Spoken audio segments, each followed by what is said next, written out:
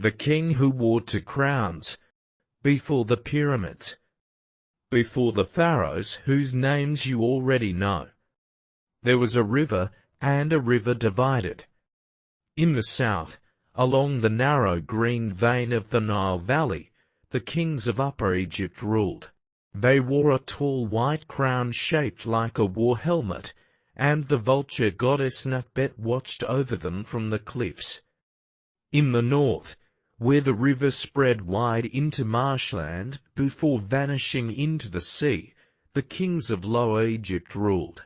They wore a red crown, low and curling like a coiled snake, and the cobra goddess Wadjet guarded their throne, 2 kingdoms, 2 crowns. 2 gods watching from opposite ends of the same river. This could not last. A river does not divide itself in 2, and neither, in the end, would Egypt.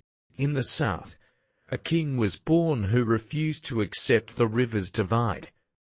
His name was Menes, and he did not wait for the north to come to him. He marched.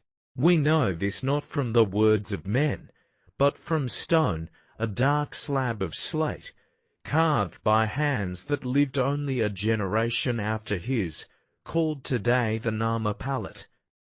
It does not ask to be believed, it simply shows. On one face of that stone, the king stands taller than any other man carved into it, a deliberate choice, the mark of a ruler above ordinary men. He wears the white crown of the south. His arm is raised, mace in hand, frozen forever above the head of a kneeling enemy. Menes chose, for his new capital, neither the south of his birth nor the north of his conquest.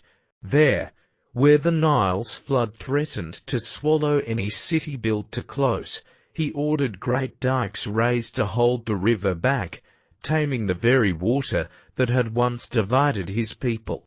The city he built there, the White Walls, would later be called Memphis, and for the next 2,000 years it stood as the beating heart of Egypt. Moral of the story: a person can make a difference.